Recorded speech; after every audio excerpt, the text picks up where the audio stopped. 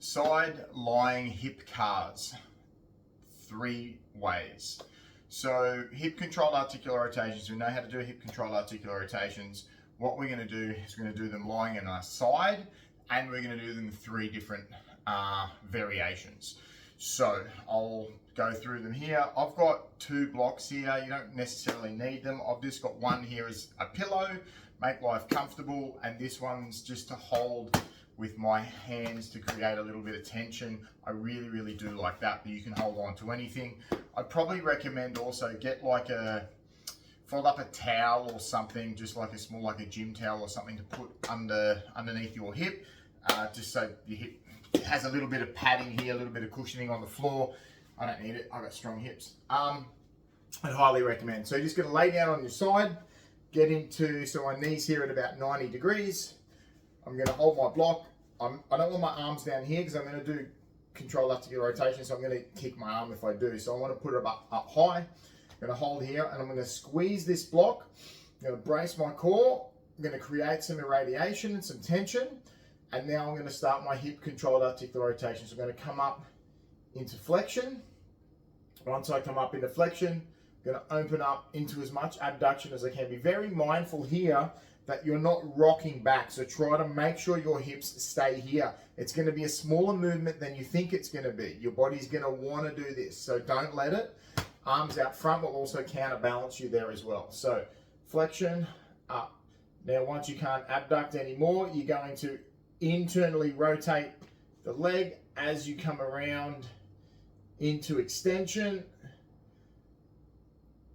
And then you're going to come back to the start position and then reverse. So reverse, come to as much extension as you can, keeping this core braced, you're not arching your spine, and then up, fighting for internal rotation as you come up to abduction and then flexion.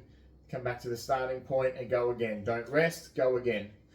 So we're just going to do this 2 times. You're probably going to have 3 reps of each variation in the workout. I'm going to let you do the 3rd one yourself.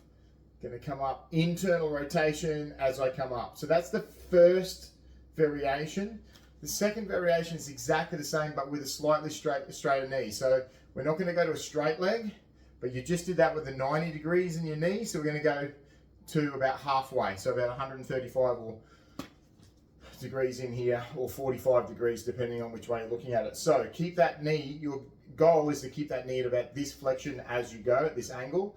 So coming up to flexion, opening up, internal rotation, as big a range of motion as you can without your hips moving, into extension, back to here, and then reverse, extend, up, fighting for internal rotation.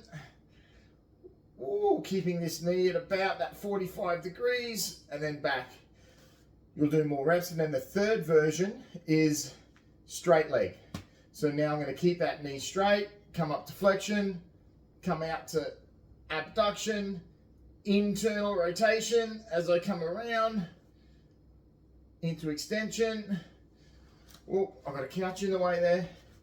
Into extension.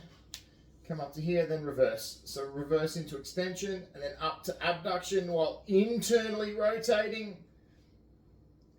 Up to, and then flexion, and there you go.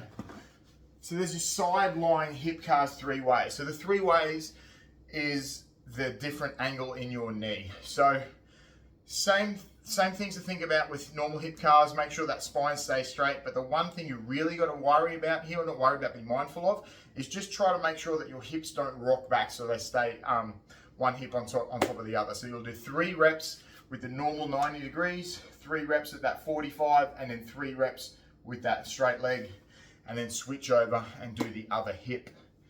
Enjoy your new hips.